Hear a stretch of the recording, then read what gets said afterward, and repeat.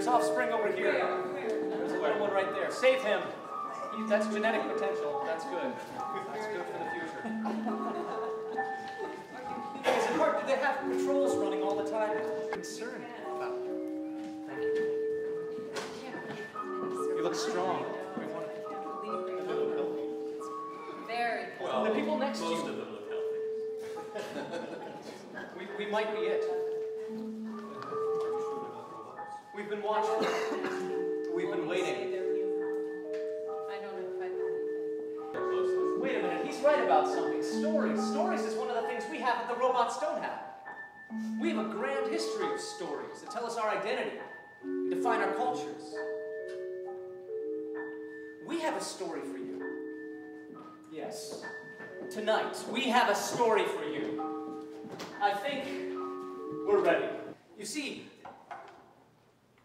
where do we start? It's the story of the overthrow of mankind by machines. Mankind, the best there was, who dreamed of creating a more carefree society. Mankind and what might have been. You must imagine the work takes place on an underground platform. This cavernous space, long abandoned, is a little dingy and smells of old air.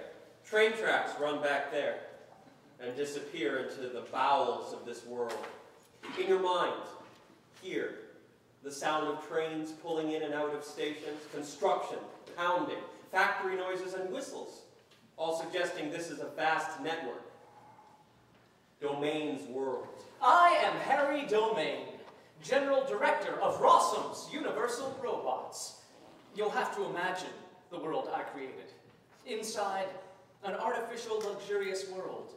A world that is timeless and exquisite. A Turkish carpet covers the floor. Here a globe in an artistically fashioned wooden frame. There an antique astrolabe. Centrally, a finely stitched leather couch. We are surrounded by great bookcases with sumptuous leather-bound classics. There are photographs and maps showing shipping lines and railway lines.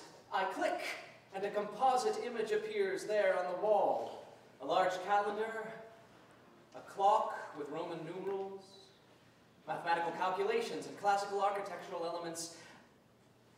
I could show you posters with up-tempo logos. My empire. With everything guaranteed that represents the best in civilization. But outside this room, you will learn that I was creating something even more perfect. Take a letter. Hudson of Hudson-on-Hudson, New York, date. We are pleased to confirm your shipment for you to implement 5,000 robots, etc. Yours, Domain. You got it? You finished? Yes. New letter, Frankfurt, Germany. Date. We are pleased to confirm receipt. So you will meet your quota, 15,000 robots. And take a memo to the advertising department. Gentlemen, I am not pleased with our old campaign. It sounds like we're selling a washing machine. I want the tone to be dazzling, futuristic. Here are my ideas. A brand new world is here. We'll engineer it. We'll domineer it. It won't pioneer itself. Outright unfurled and near. We guarantee it. You will agree. It's bliss. Pleasure is no longer just for the bourgeoisie. We must spread the word throughout each nation and each vocation and in every way that today man needs a vacation day, today and every other day. Man has worked long enough, and how will this transformation take place? With robots, Rossum's Universal Robots can do any task at hand. We'll engineer man's fate with awesome robots.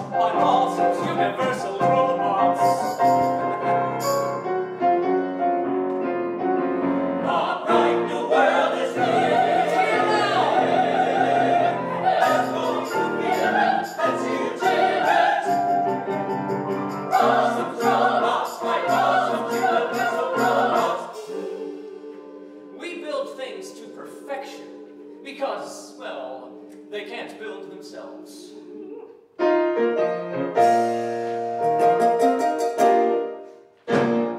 Now, where were we? Your order for 15,000 robots. And no end in sight. Mr. Domain, there is someone outside who is asking... Who is it? I do not know. The person gave me this card. Professor William Glory. Oh, show him in. Please come in, madam. Oh, my word. Do come in. You are Mr. Domain. I've come here to see you. Professor Glory is my father. I'm Helena Glory. Well, Miss Glory, this is an exceptional honor to welcome the daughter of the illustrious professor. Please, Sula, Maurice, you can go now. I've come here To see our factory. We have no objection. All our visitors want to see the factory. And of course, you are most welcome. I thought it was forbidden. Well, of course, the manufacturing of artificial people is an industrial secret. But everyone who comes here does get an introduction, Miss Glory. Why will you never let me finish what I say? I beg your pardon. Is that not what you were going to say? I was going to ask. Whether I might make an exception in your case, Miss Glory. What makes you think that is what I was going to ask? They all do. Well, this is what happened. It was 1920, when old Rossum, still a young man then, but a great scientist, was attempting to synthesize the chemical structure of living tissues. And then, Miss Glory, one day he wrote down in his daybook notes, "Nature has found only one way of organizing living matter. But there is, however, another method, simpler and easier to mold than nature ever stumbled across. And this other path along which life might have developed was discovered today by me." What happened next? Why, they set about it. Set about what? Imitating nature. First, he tried to make an artificial dog. It took him years, and the result was a stunted calf that died within a few days. I can show it to you. It's in our museum. Okay, fine. Yeah. And then old Rossum started on inventing, creating a man. Do you know anything about anatomy? No, not really. No, nor do I, really. Old Rossum had the idea of making humans, like you and me. Only he held the key. Oh yes. The detail of the work is quite amazing. The science of it, it's worth raising. Details. He had it in his head to make every organ, every gland, and so the thing could sit or stand. The appendix, the tonsils, the collarbone and sternum. It was an awesome ermine. But the appendix? Who needs it? The wisdom teeth and tonsils. Ha! An Adam's apple, why feed it? The belly button and pubic bone, all very nice, and they make a home for... Oh, yes, indeed. Even the things without function, old Rossum felt a strange compunction to satisfy, and even organs of a sexual nature. I don't know why. I can't believe it. How many people know the secret? Only I hold the key. Others may know something of it, but only I hold the key, only me. Now this man, Miss Glory, he was a genius. And as soon as he saw the mess of things that the old man was doing, he said, I'm a domestic model. I click right in as a clerk or happy home worker with minimal needs. No work for me, however, I toil with maximal endeavor. A worker with optimal speed. Now please inspect me or direct me, dream anything that you can. This contoured body, everything you see,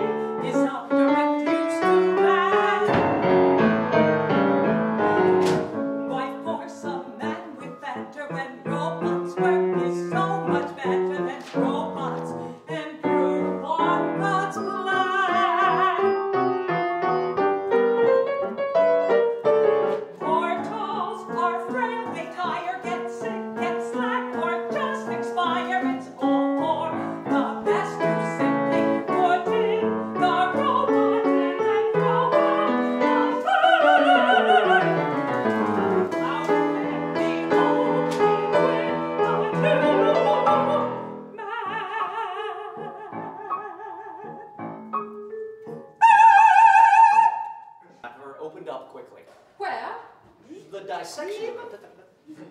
Once they've cut her on open, you can go on down and have a look. You're not serious. You'd kill her. You can't kill a machine. Sula, you mustn't I allow- am a robot. Would you murder your own colleague?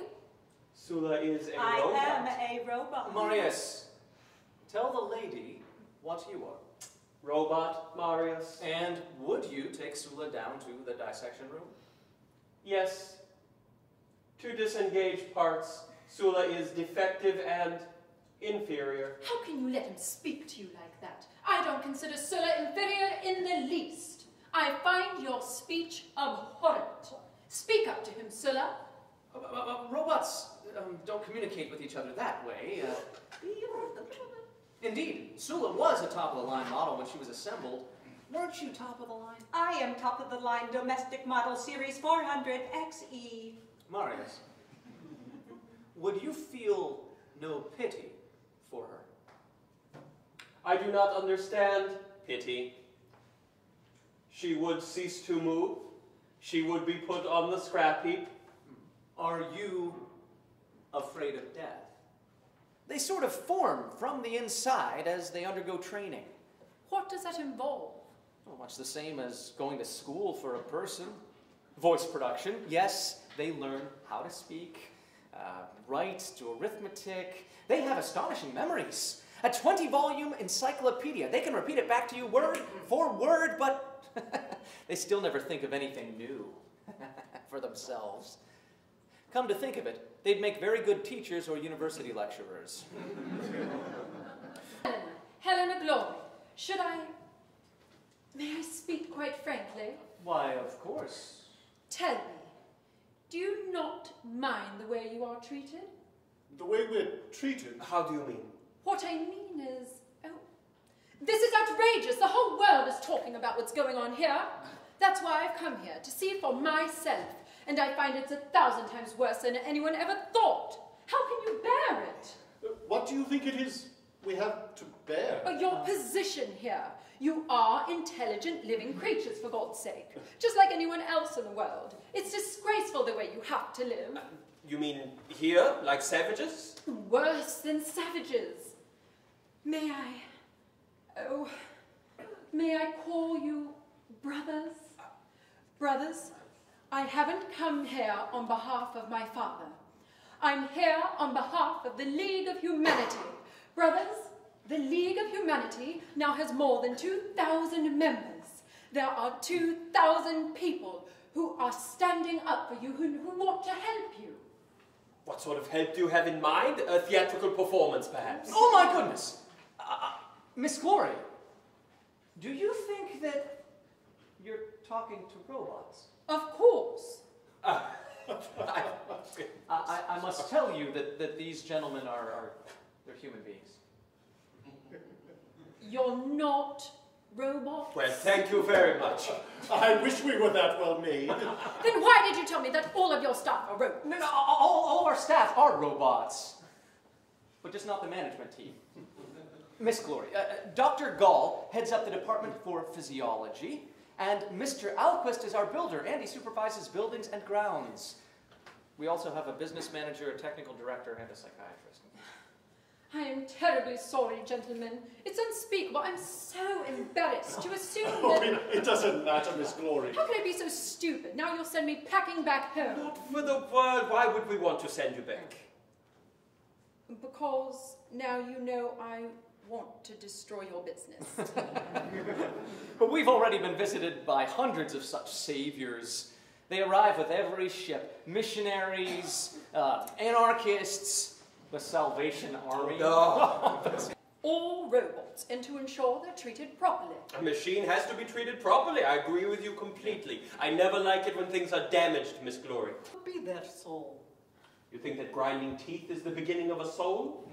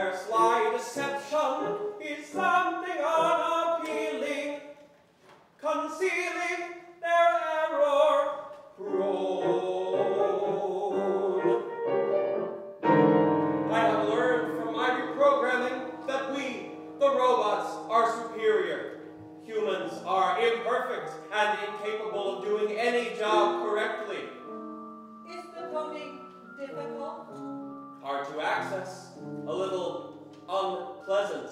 I am still somewhat in transition, but things have begun to move rather faster. Hands.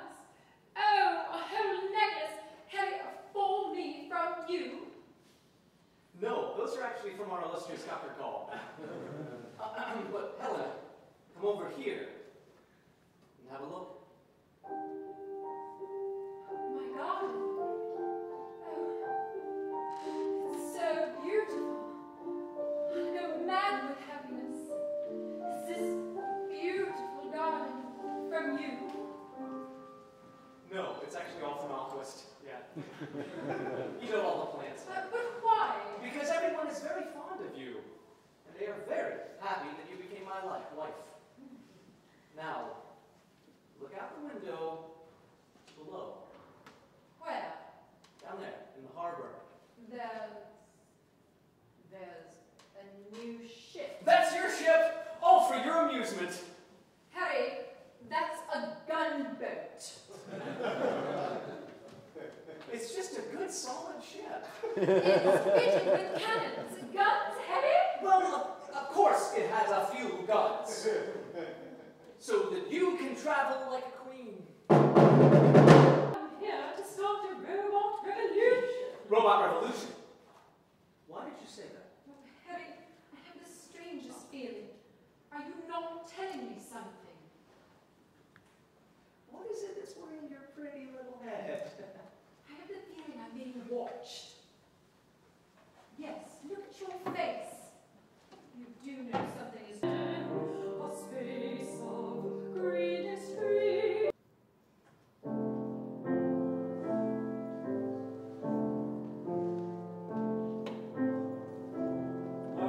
Hands are made to toil, to build a wall, to work the soil. Man's hands are strong, but warmly styled, to gift the poor, to lift a child. When ill at ease, heart hurt, goods pawn, his comfort comes from brick and bond. When tapped in place and fit in tight, it's nice to know its place is right.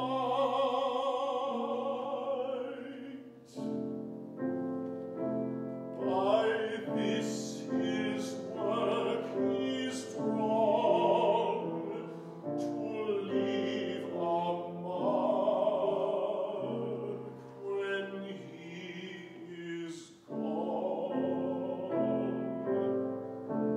All this is done to earn a dime, to ease the soul and pass the time.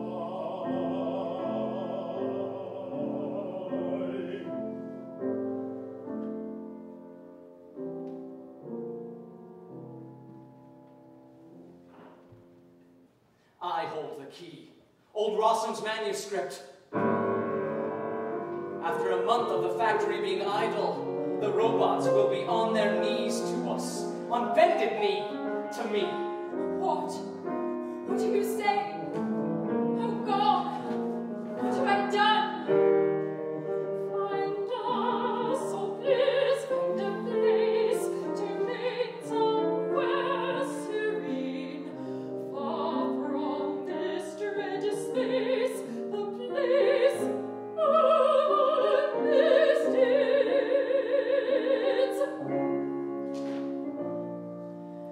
Turn back, oh turn back the